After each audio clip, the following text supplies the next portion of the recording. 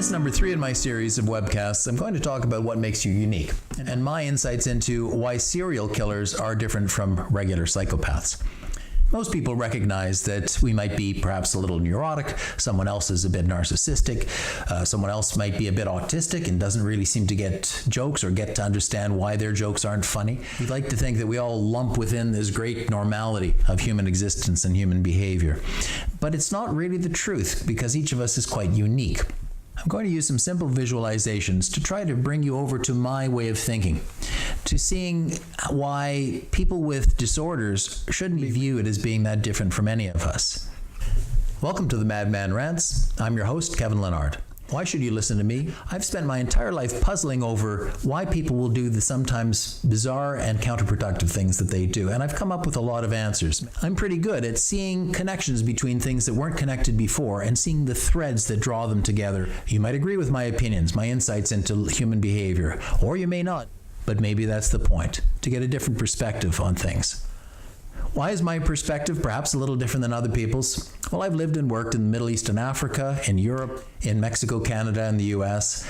I've traveled around the world several times, and after I graduated from university, I spent 2 years hitchhiking around the globe. I blog extensively about my insights into human nature and into the future of marketing. I spent most of my career working in international ad agencies. Most recently, I've been a marketing strategy consultant, and I've done a lot of public speaking. I started off my quest into human nature in university, where I studied motivational psychology and the evolution of human behavior. What I believe is that curiosity builds brains. People with high IQs tend to be very curious, and people who are incurious, well, I'll let you figure that one out for yourself. I had my own ad agency in Mexico for many years, and there was a specific type of individual that I was looking for. And these are some of the attributes of those individuals. So for someone who's perhaps lazy versus being a wired-up workaholic, I was looking for people who were more on this side of that scale. In terms of being analytical, I was not looking for people who were allergic to numbers, but rather for people who were really mathematicians and analysts and not scared of doing that sort of work, versus people who absolutely hated selling and putting themselves out there to sell services. I was looking for people who found closing a sale to be a real thrill. Versus people who were intellectually challenged, I was looking more for people who were geniuses. And versus people who could not grasp concepts, I was looking for people who could visualize concepts in their heads. So when I take all of these characteristics and lump them together, the kind of people that I was looking for, and I wanted as team members in my team, they all lumped over on one end. If we look at this instead of being an intersection, but rather try to imagine this more as a shape, let me go to what you're all familiar with, I'm sure, the bell curve. In this example from many years ago here in Canada, an employee of Tim Hortons, which is a Canadian coffee and donut shop, was fired because she gave a crying baby a Timbit, which is a little tiny piece of donut, because the employer felt that he could no longer trust the employee, that if she was willing to give away a Timbit, she'd probably be willing to walk out the back door with dozens of donuts every week. So on a scale between the type of employee who brings his or her family a dozen donuts a day that they smuggle out of their place of work versus the type of person who wouldn't give a Timbit to an armed robber, on this scale, there's the vast majority of people who may feel deep in their hearts as though their employer makes more than enough profit off of them and their hard work and clever thinking to consider taking a free donut once in a while. There are people on this side of the bell curve who wouldn't steal anything from their employer. And on the very end of the scale, at a very small percentage, there are people who wouldn't give a Timbit to an armed robber. They are incorruptible, the real angels of our better nature. The employer is thinking, I want people who are lumped over on this end of the behavioral scale. In terms of looking at employees who are antisocial versus being true people persons, the employer, especially at a place like Tim Hortons, wants people who are over on this side of that scale. And versus people who don't notice that their shoelaces are untied, versus being meticulous about their appearance and their environment, the employer wants people who are over on this side of the scale. When we lump all of these together, we end up with this sort of an egg shape, tapering off that way, but lumped over on this side. But the reality is that egg shape that the employer wants is very rarely matched by all of their employees because of the eccentricities of human nature. Each of us is unique. Each of us is different. So just one attribute that a person has, even if they're really good on all the rest, tends to break that egg shape. Going back to the issue of whether or not they feel no compunction at all about stealing donuts, there might be one person or a few people who feel that way, and that causes employee theft. Which brings me to something I call the new normal. What amazes me is that no matter where you put human beings, no matter what circumstances you put them in, no matter what things change around them, they very quickly start saying, well, it's normal. It's everything that we do is fine because it's now normal. This includes things like putting smartphones and tablets into little kids' hands. These things are highly addictive, they're designed to be addictive, and we are addicting children at an age where they're highly impressionable and their brains are pruning and changing as they're growing. By putting these devices into their hands so early and then leaving them in their hands through their teen years and into their 20s, we are fundamentally changing the wiring of the human brain, and we have no idea what that's going to do. And yet parents will say it's all good because the kid down the street has one, the kid next door has one, it's all normal. It is what I call the new normal, and it's a dangerous thing. The reason I have this illustration of a sphere up here is that when we think about all of those scales of behavior, and those scales are virtually infinite, there is a difference between being jealous and not being jealous, and being envious and not being envious.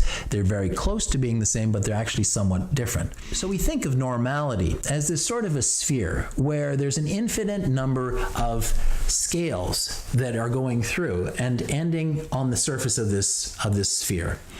And we all think of ourselves as more or less normal like that. Oh, we're all perfectly spherical and normal. And yet we know we're not. As I said in the beginning, some of us are neurotic, some of us aren't. Some of us are psychotic, and some of us aren't. So the sphere of normality is all these extremes, from being envious to not being envious, from being talkative to not being talkative, from being hyperactive to not, from being criminal to being an angel, a saint. And yet, as much as our ego wants to tell us that we are great and spherical and we're very normal and we're not more one way or the other, the reality is that we're actually probably lumped more on one end than the other, kind of like this egg shape that our employers would like to see of us.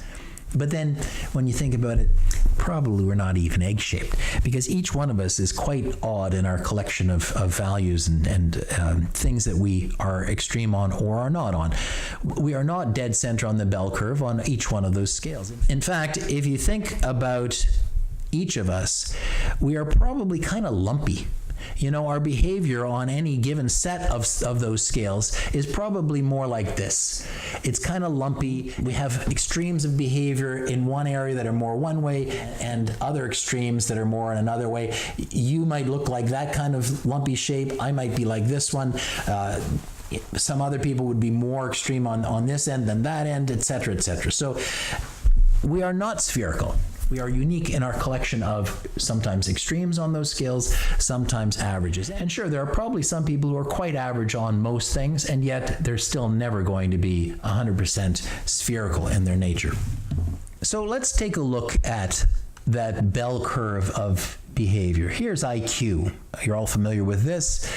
So at 14%, there's very few people who are between 115 and 130 on the IQ scale. In fact, once we get up to 140 plus on the scale, which is considered genius, you're at what they call the 99.5th percentile.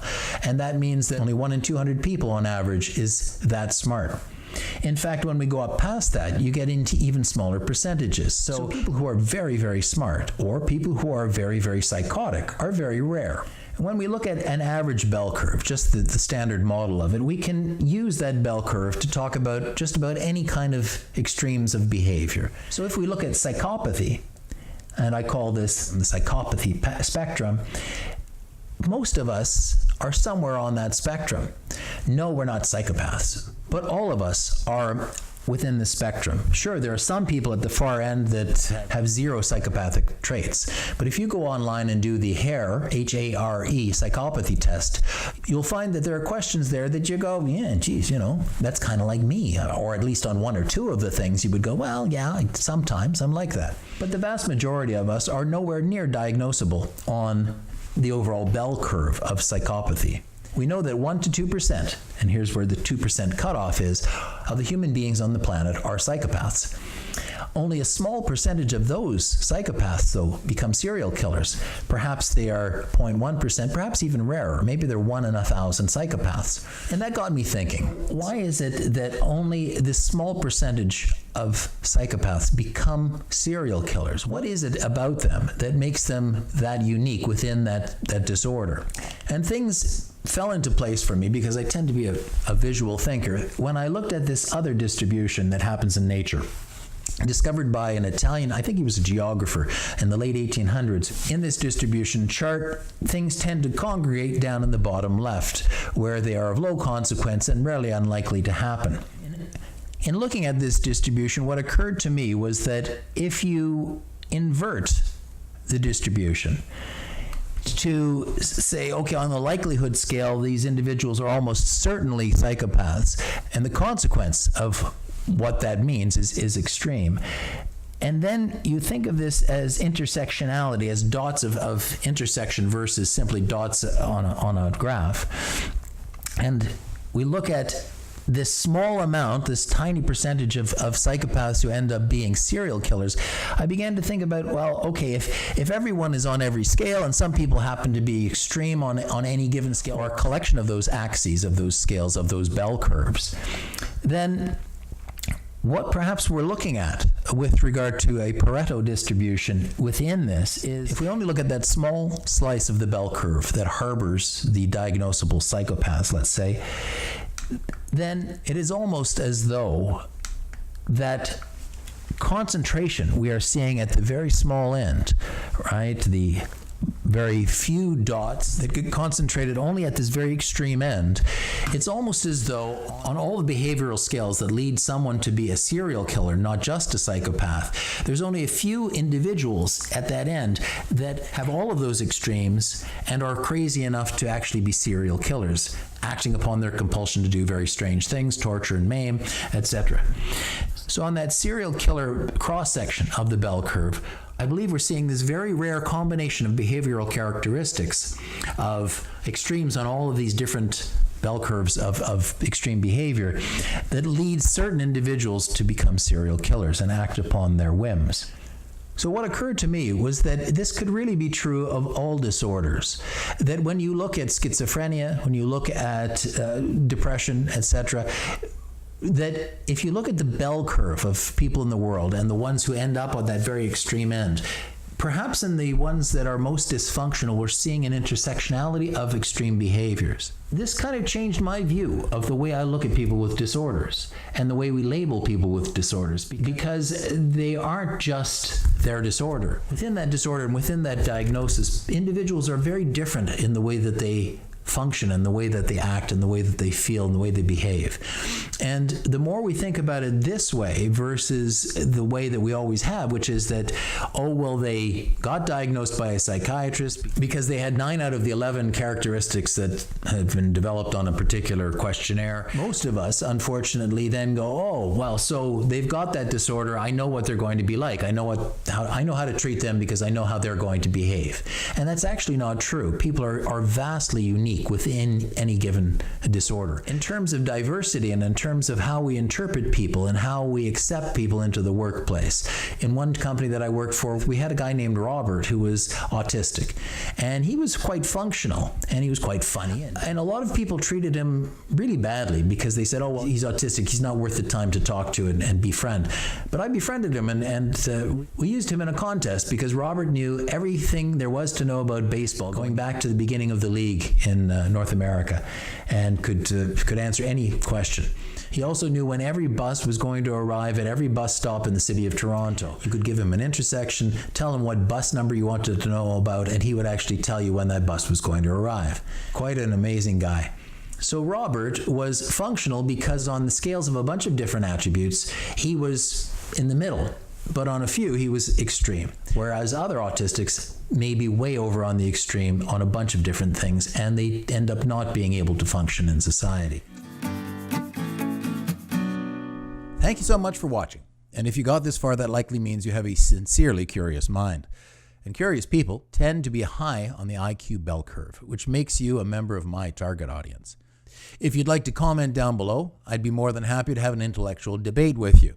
The only thing I'd request is that before you comment, take a moment to consider whether the point you want to make is based upon well-researched facts, scientific evidence, proven effective policies, a balanced, nuanced point of view, and actual intellectual analysis that you've conducted inside your brain, or whether you're simply knee-jerk reacting to hardwiring in your brain that either leans right or leans left, or to dogma that you've been indoctrinated with by religion or someone whose views tend to reflect your brain's hardwiring. Sadly, most people can't control their brain's hardwiring very well, and this is the cause of all of the world's polarization and political battles.